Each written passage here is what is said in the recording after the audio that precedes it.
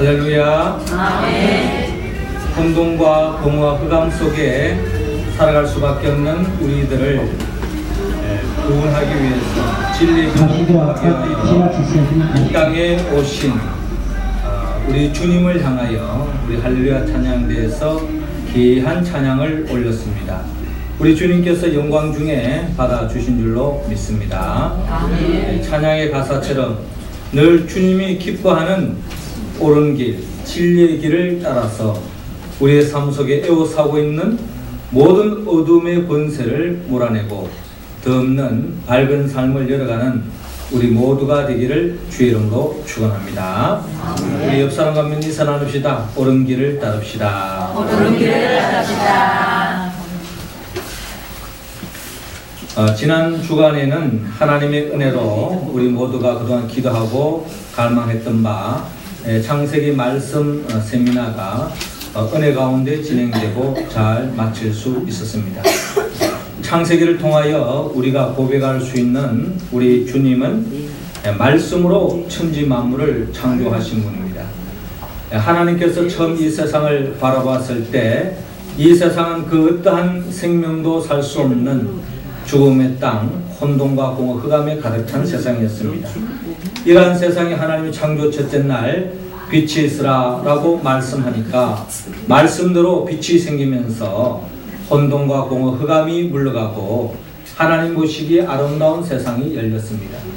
창조 둘째 날에도 하나님의 말씀대로 하늘이 생기고 셋째 날에도 땅과 바다와 식물이 생깁니다.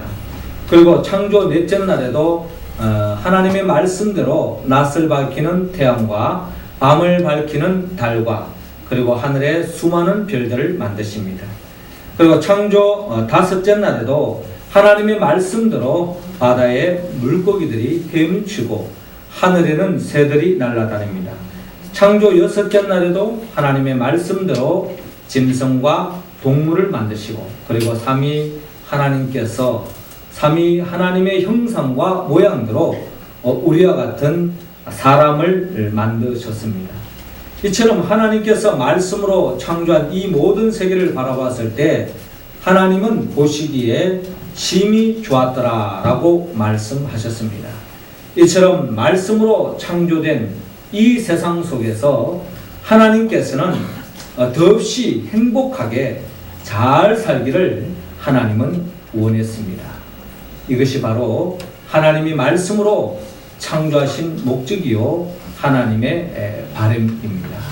오늘도 우리가 창세 때부터 지금까지 동일하게 역사하시는 그 하나님의 말씀 위에 굳게 서서 그 말씀에 이끌린 대로 우리가 기도하고 선포하고 순종하며 살아갈 때에 우리의 삶 속에 하나님의 나라가 온전히 도래될 줄로 믿습니다. 하나님께서 창조하신 피조물 중에 금붕어가 있는데요. 이 금붕어와 얽혀져 있는 이야기가 있습니다.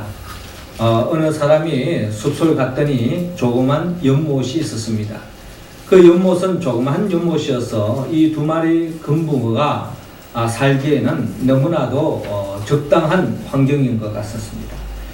그런데 이 두 마리의 금붕어가 너무나도 사이좋게 서로 사랑하면서 위해주면서 행복하게 살았는데 어느덧 한 금붕어가 어떤 생각을 가진다면은 결국 이 제한된 공간 속에서 옆에 있는 이 금붕어 한 마리가 없고 나면은 먹을거리도 더 나에게 많이 차지할 수 있을 것이고 또 이 비좁은 이 연못에서 혼자서 마음껏 유영할 수 있을 것이고 그래서 참 좋겠다 하는 이런 악한 생각이 자리 잡게 되었습니다. 그래서 마침 생각 끝에 이 다른 금붕어 한 마리를 죽이고 말았습니다.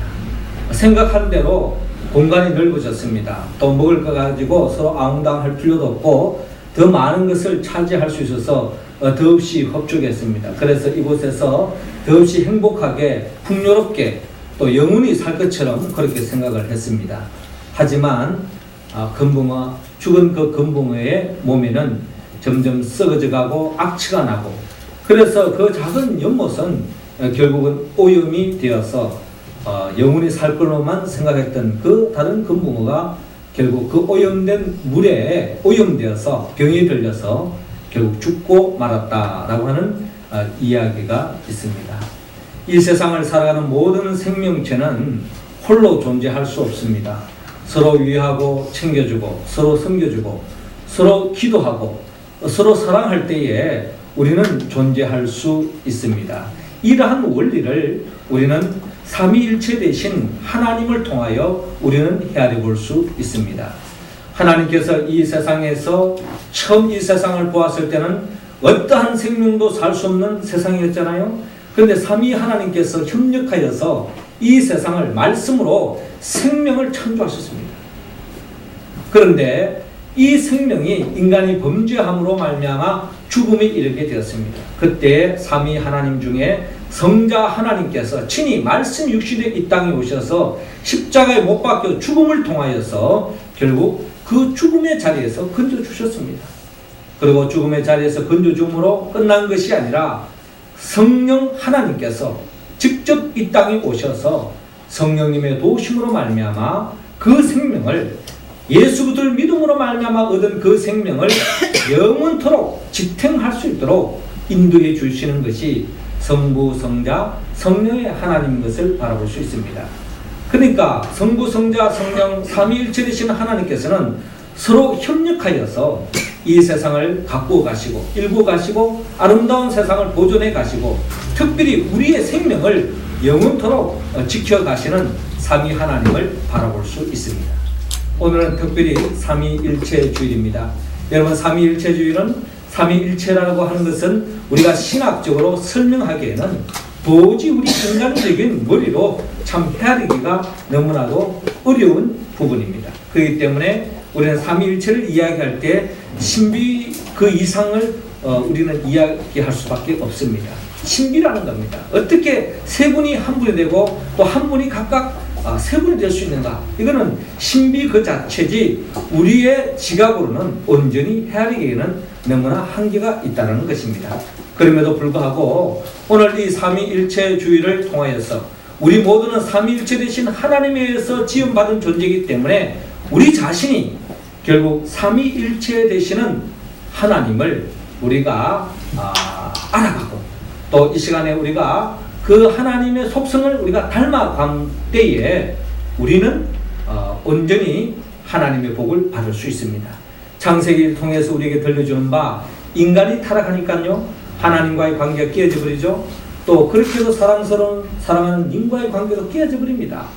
그리고 또한 사람과 자연과의 관계도 깨어지고 결국 썩어짐의 종로를 타고 지옥과 같은 세상이 열려지잖아요. 그 모든 문제는 어디서 오느냐? 사람이 타락하니까 결국 이 땅에는 하나님의 나라와 멀어질 수밖에 없고 지옥과 같은 세상이 열릴 수밖에 없다는 것입니다. 그러면 창세기를 통하여 우리가 영적 비밀을 깨달을 수 있는데 우리 사람이 성도들이 주님 앞에서 바로 세워질 때에 저와 여러분들을 통해서 교회가 복을 받고 가정이 복을 받고 우리 민족이 복을 받고 이 세상이 살만 나는 세상으로 회복되는 줄로 여러분 믿으시기 바랍니다. 그러기에 오늘 이 시간은 특별히 오늘 성경 본문을 통하여 삼위 하나님이 도대체 어떤 분인가 그리고 우리가 그분을 알아가고 그분을 닮아감으로 결국 하나님의 형상으로 회복함을 받아서 저와 여러분들을 통하여 하나님의 나라가 확장될 수 있기를 원합니다. 자, 먼저 첫 번째로 우리가 삼위 하나님을 닮아가야 되는데 오늘 본문 13절을 통하여서 하나님께서는 12절에서 13절을 통하여 예수님을 닮아가라고 말씀하고 있습니다. 자, 13절 말씀 여러분들이 한번 읽어주시기 바랍니다. 시작. 그러나 진리의 성령이 오시면 너희를 모든 진리 가운데로 인도하시기를 그가 자유로 말하지 않고 오직 그것을 말하시며 장래일을 너희에게 알리시리라. 아멘. 저를 따라하시기 바랍니다. 예수님을 닮아갑시다. 예수님을 닮아갑시다. 우리가 닮아가야 할 예수님은 어떤 분입니까?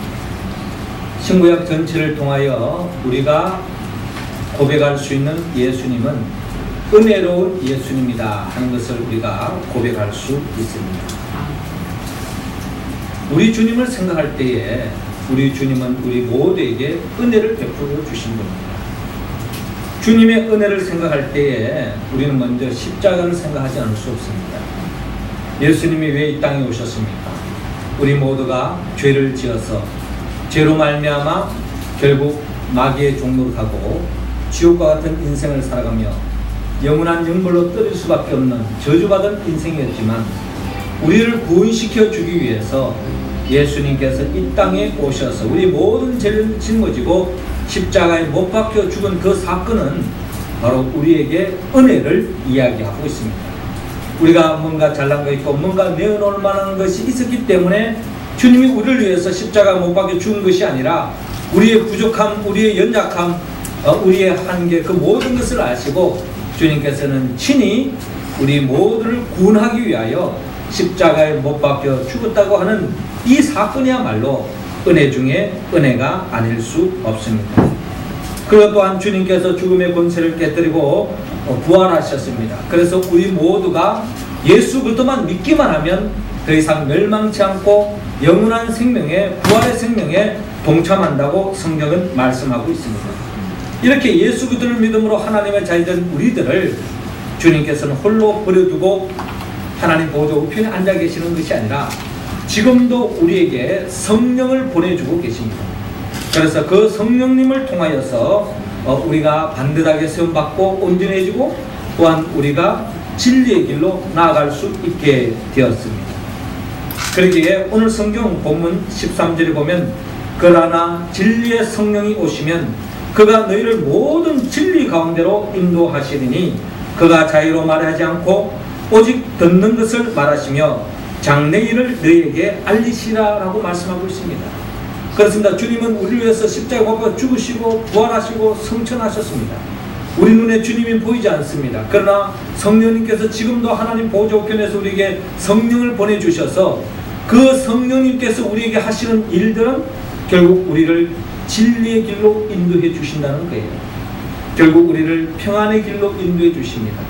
우리가 이 세상을 살아갈 때 무엇이 진리인지 옳고 그름인지 혼돈할 때가 얼마나 많은지 모릅니다. 때로는 사람의 말에 의해서, 때로는 감정의 이끌림에 의해서, 때로는 환경에 의해서 우리의 판단이 흐려질 때가 있습니다. 그러나 성령님께서는 예수님이 보내주시는 그 성령님께서 우리를 인도해 주실 때에 우리를 진리의 길로 또한 평안의 길로 생명의 길로 영생의 길로 인도해 주시는 줄로 여러분 믿으시기 바랍니다. 이 성령은 우리가 무슨 특별한 행동을 했기 때문에 업적을 쌓았기 때문에 주는 것이 아닙니다.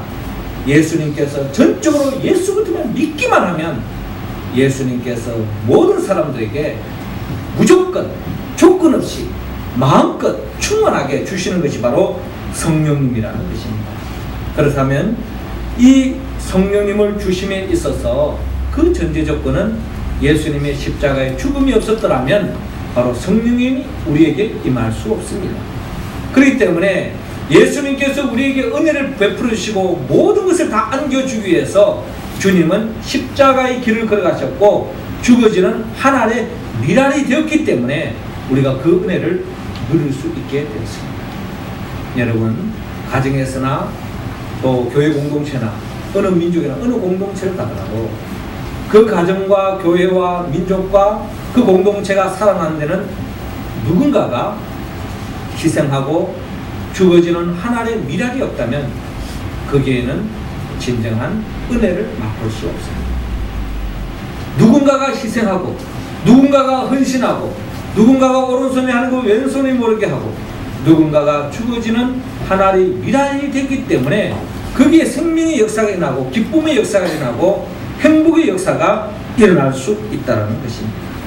그렇다면 예수님은 이 땅에 죽어지는 하나의 미랄이 되셨고 십자가를 지셨기 때문에 이로 인하여 우리는 구원을 받았고 성령 충만함으로 말미암아 이 죄악된 세상에 죄악과의 싸움에서 이기고 하나님의 나라를 맛볼 수 있도록 인도해 주셨다는 것입니다. 그렇다면 우리 모두가 그 은혜를 베풀으신 그 주님을 닮았어 우리 한 사람 한 사람이 죽어지는 작은 미랄이 되어서 저와 여러분들의 삶을 통하여 모든 사람들에게 유익을 끼치고 은혜를 끼칠 수 있는 그와 같은 삶을 살아 우리의 삶의 자리에서 하나님의 나라를 새록새록 맛보며 살아가는 우리 모두가 되기를 주의 이름으로 축원합니다. 아멘. 두 번째로 우리가 또 더 큰 하나님의 나라를 맛보고 주님을 닮아가기 위해서는 오늘 본문 14절을 통하여 성령님을 닮아라 라고 말씀하고 있습니다. 자, 14절 말씀 우리 할렐루야 찬양대원들이 한번 읽어주시기 바랍니다. 시작.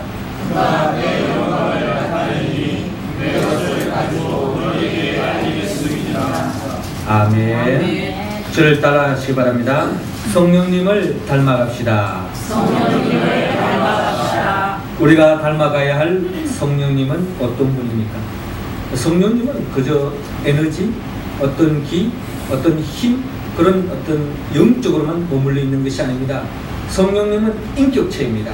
그래서 어떤 분은 아침에 일어나면 성령님 안녕하세요 이렇게 인사를 한다고 합니다.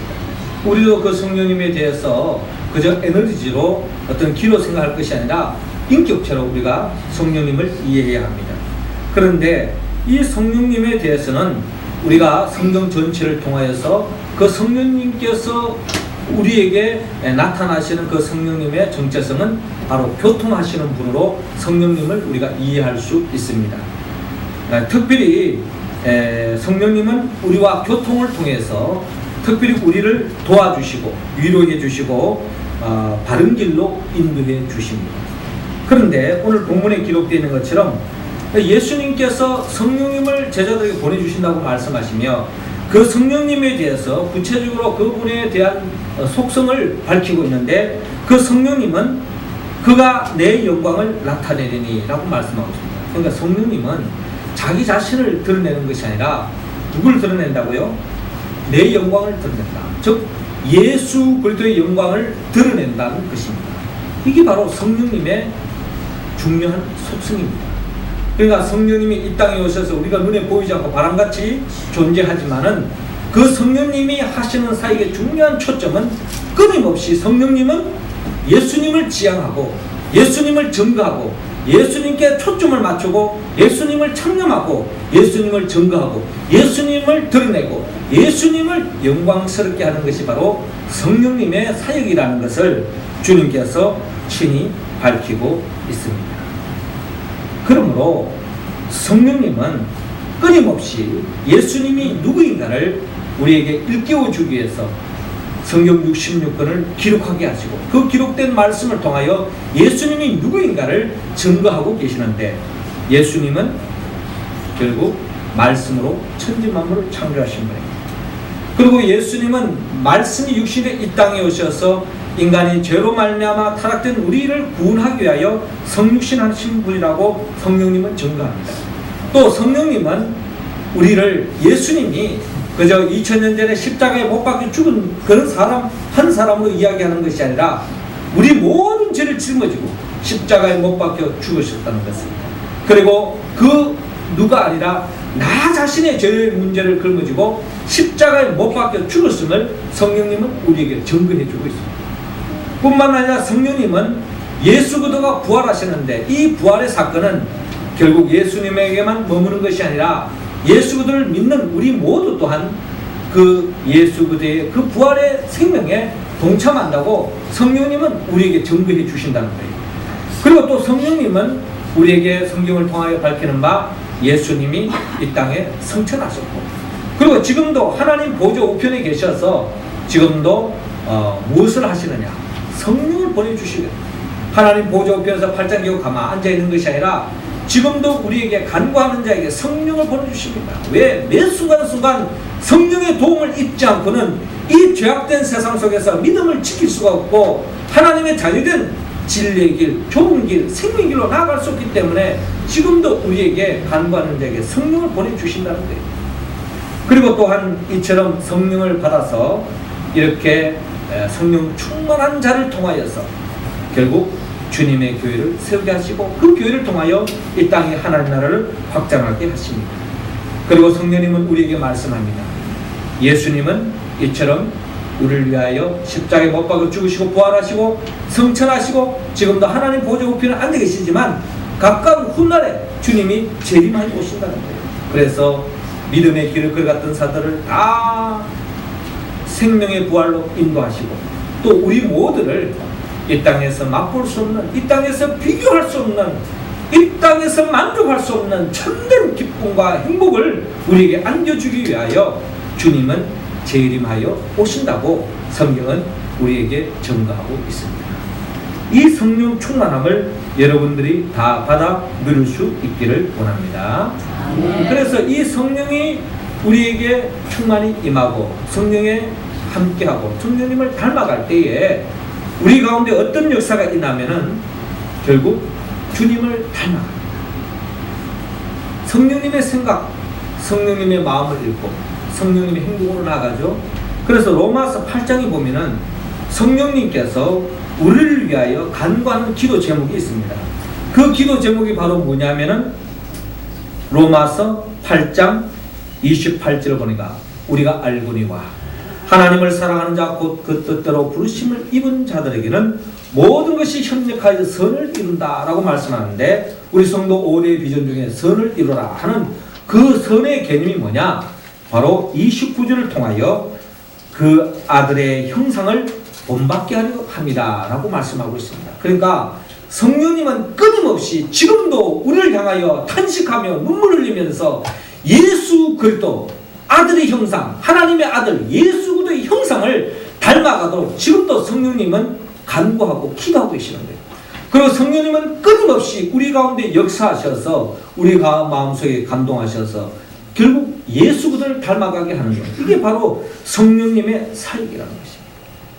그래서 그 주님만 닮아가기만 하면, 저와 여러분들이 주님의 형상만 회복되기만 하면 저와 여러분들을 통해서 모든 사람들이 살만 나는 역사가 일어난다는 거예요. 우리가 잘 아는 바 창세기 5장을까지를 보더라도 노아의 후손들은 다 죽음의 구름통에 하나 나아가잖아요. 죄를 짓고 난 뒤에부터. 그러나 6장에 이르러서 노아가 방주를 짓습니다. 그 땅에 많은 사람들이 저로 말미암아 죽을 수밖에 없는 그 시대 속에 하나님의 마음에 합한 하나님의 형상을 닮은 의인 노아 한 사람을 하나님께서 주목하시고 그 사람을 통하여서 이 땅에 죄가 간능하여서 하나님이 후회하시면서 이 세상을 물러서 쓸어버리려고 했는데, 하나님의 형상을 닮은 노아 한 사람, 그 사람을 통하여 이 땅에 하나님의 창조 질서를 보존해 가는 것을 볼 수 있습니다. 이처럼 저와 여러분들이 하나님의 형상이 회복되어질 때 이 세상이 물이 아니라 불로 심판하고 멸망당한다 할지라도 주님 앞에 바로 세워진 저와 여러분들의 한 사람을 통해서 교회가 살아나고 가정이 살아나고 집안이 살고 민족이 살고 온 세계가 사는 역사가 일어난 줄로 믿으시기 바랍니다. 소돔과 고모라 땅은 죄를 많이 지었기 때문에 멸망한 게 아닙니다. 의인 10사람이 없었기 때문에 멸망을 했던 거예요. 저와 여러분들이 이 시대 속에 죄가 판친다고 이 세상이 타락할 대로 타락했다고 그런 건 논할 필요 없습니다. 내가 하나님 앞에 바로 서 있는가, 이것이 우리의 관심이 되어야 할 것이고 우리 기도 제목이 되어야 될 것이고, 주님 앞에 바로 세워지고 저와 여러분들이 하나님의 형상으로 세움받을 때에 결국 이 땅에 하나님의 나라가 회복되어지고 확장되는 줄로 믿으시고 성령에 더욱더 사랑하시고 성령님을 닮아서 결국 예수 그리스도의 형상을 회복받는 우리 모두가 되기를 주의 이름으로 축원합니다. 마지막 세 번째로 우리가 삼위 하나님을 닮아가야 하는데, 오늘 본문 15절을 통하여 하나님께서는 하나님을 닮아가라고 말씀합니다. 15절 말씀 여러분들이 한번 읽어주시기 바랍니다. 시작.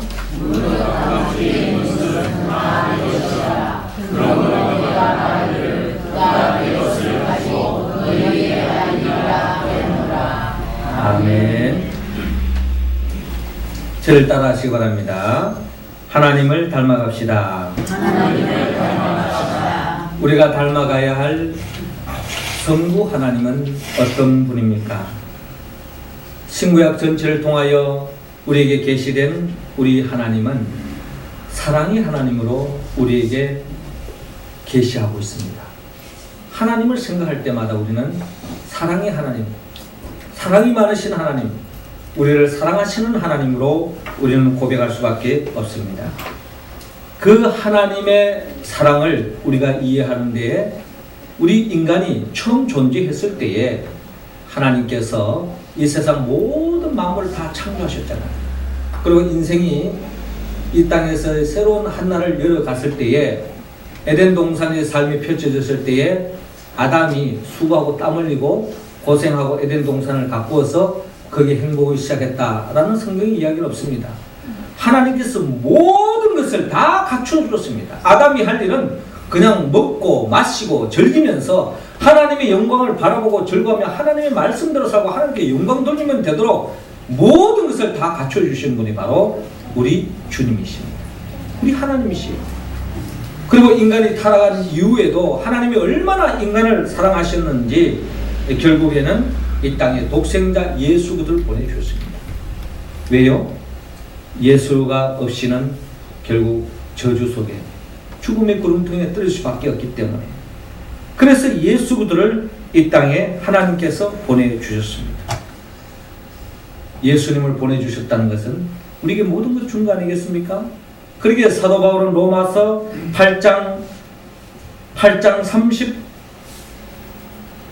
32절을 통하여 우리에게 말씀하는 바, 자기 아들을 아끼지 아니하시고 우리 모든 사람을 위하여 내어주신 이가 어찌 그 아들과 함께 모든 것을 우리에게 은사로 주시지 아니하시겠느냐라고 사도 바울은 증거하고 있습니다. 그렇습니다. 독생자 예수 그리스도까지 우리 각자 한 사람 한 사람의 그 생명을 의미 있는 인생으로, 가치 있는 인생으로, 보람된 인생으로 독생자 예수 그리스도를 이 땅에 보내주셨는데, 독생자 예수 그리스도가 죽기까지 우리를 사랑해 주신 우리 주님께서 무엇이 아깝다고 우리에게 주시지 않을 게 뭐가 있겠냐는 거예요. 우리가 간구하고 바라는 그 모든 것을 주님께서 주신다라고 사도 바울은 확신 속에 증거하고 있습니다. 이 말씀을 여러분 믿으시기 바랍니다. 우리의 최고의 목적이 뭘까요? 결국 구원이요, 영생 아니겠습니까? 영원한 생명, 하나님의 나라를 영원히 맛보는 것, 이러기 위해서 주님께서는 예수님만 주신 것이 아니라 지금도 예수 그리스도를 믿는 자들, 예수 그리스도를 통하여 성령을 우리에게 부어 주십니다. 그러게 누가복음 11장 9절에 보면은 구하라 그러면 너희에게 주실 것이요, 찾으라 그러면 찾을 것이요, 문을 두드리라 그러면 너희에게 열릴 것이니 구하는 이마다 받을 것이요, 찾는 이가 찾을 것이요, 두드리는 이에게 열릴 것이다 라고 말씀하며, 너희 중에 아비 된 자 누가 아들이 생선을 달라면 생선 대신에 뱀을 주겠느냐? 알을 달라면 정갈을 주겠느냐? 너희가 악할지라도 좋은 것을 자식에게 줄 줄 알거든 너희 천국께서 구하는 자에게 성령을 주시지 않겠느냐라고 말씀하고 있습니다. 마태복음은 너희에게 좋은 것을 주시지 않겠느냐라고 머물러 있는데, 누가복음에는 구체적으로 최고 좋은 게 뭐냐? 성령을 주시겠다고 약속하고 있습니다. 이처럼 하나님은, 사랑의 하나님은 독생자 예수 그리스도를 주시고 심지어 성령까지 주신다면 우리에게 모든 것을 다 주신 것이나 다름이 없다는 것입니다. 이처럼 주님은, 우리 하나님은 주는 데 의미가 있는 거예요. 주는 데 의미가 있습니다. 그 주는 데에 화답하여서 또 하나님은 우리에게 요구하기도 합니다. 왜 요구할까요? 우리를 주는 삶으로, 드리는 삶으로 세우기 위해서. 그러게 사도행전 20장 35절에 보면 주는 것이 받는 것보다 복이 있다라고 말씀합니다. 하나님께서 우리에게 무슨 헌금을 요구하고 또 물질을 요구하고 여러분들의 어떤 재능을 요구하고 이런 것은 하나님이 없어서 여러분들에게 달라는 것이 아닙니다. 여러분 각자 한 사람 한 사람에게 시간을 달라 할 때도 있고 물질을 달라 할 때도 있고 재능을 달라 할 때가 있을 거예요. 그럼 여러분 주지 않을 수도 있을 겁니다. 하나님 주지 않으면 그럼 끝나느냐? 하나님 또 다른 사람을 통해서 하나님은 받으실 거예요. 그럼에도 불구하고 하나님은 끊임없이 우리에게 독생자 예수 그리스도뿐만 아니라 성령까지 모든 것을 주시지만, 그럼에도 불구하고 우리에게 요구하는 이유가 뭘까요? 하나님의 필요해서, 부족함이 있어서 그것이 아니라 우리 모두를 주는 인생으로, 진정한 주는 자가 복이 있다 그러는데 주고 베풀고 나누는 자로서 우리 인생을 세울 때에 거기에 진정한 하나님의 나라를 맛볼 수 있기 때문에 우리를 주는 자로, 복 있는 자로 세우기 위해서 주님께서 우리에게 요구하고 있다는 것입니다.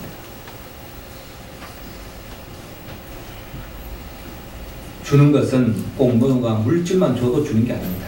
우리가 기도해 주는 것도 주는 거예요. 그죠? 식사 잘 만들고 봉사 잘하는 거 봐주는 것도 주는 겁니다. 뭐 주는 걸 갖다가 뭐 꼭 물질적인 개념으로 생각하지 말고 앞에서 앞장서서 잘한 거 있으면 박수 쳐 주는 것도 주는 겁니다. 지켜봐 주는 것도 주는 거예요. 기도해 주는 것도 주는 거예요. 격려해 주는 것도 주는 겁니다. 우리의 삶의 모든 것이 다 주는 거잖아요. 우리가 하나님이 우리에게 생명을 주시지 않았다면, 독생자 예수를 주지 않았다면, 성령님을 주시지 않았다면 우리는 존재할 수 없었던 것처럼 하나님께서 말씀으로 이 창조한 이 세상 속에서 삼위 하나님을 닮아서 삼위 하나님은 서로서로를 주면서 더불어서 아름다운 생명의 세계를 만들어가는 것처럼 우리 모두가 삼위 하나님을 닮았어요. 예수님은 성령님을 주고 성령님은 예수님을 주고 또 삼위 하나님은 예수님과 성령님과 서로서로 줌으로써 이 세상을 생명의 세상을 지탱해 가는 것처럼 우리 서로서로가 받는 데 의미를 두는 것 그 이보다 주는 데 의미를 두어서 이제 지난주가부터 성령 강림주의를 통하여 삼위일체주의를 통하여 이제 우리 모두가 성령 충만함으로 받을 거 다 받았습니다. 이제 우리가 해야 할 것은 나누고 베푸는 게 있는 거예요. 그러기에 창세기 12장에 보면 하나님께서 그런 인생길 믿음의 사람들을 모델로 아브라함을 택하지 않습니까? 아브라함을 택해서 내가 너로 복을 주고 내가 큰 민족이 되게 하겠다. 그리고 너를 축복의 통로가 되게 하겠다. 복의 근원이 되게 하겠다. 그래서 너를 축복하는 자마다 내가 복을 주고 너를 저주하는 자마다 저주하겠다고 말씀하시며 너를 통하여서 모든 사람들이 복을 받게 해주겠다. 이게 바로 아브라함에게 나타나 있는 하나님의 형상으로서의 성도의 삶의 모습입니다.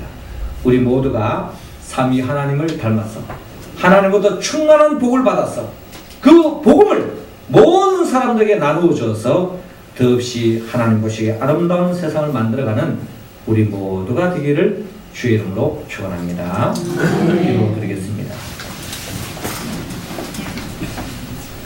우리의 생명을 창조하신 성부 하나님, 우리의 생명을 구속하신 성자 하나님, 우리의 생명을 영원토록 지탱해 주시는 성령 하나님, 이 시간에 우리 가운데 임재하여 주시옵시고 삼위 하나님의 형상으로 지음받은 우리 모두가 삼위 하나님을 더욱더 사랑하고 삼위 하나님을 닮아 우리의 삶 속에서 하나님으로부터 그 받은 그 복을 마음껏 나누고 전하고 주는 자로서 복 있는 삶을 살아가는 우리 모두가 되게 하여 주옵소서.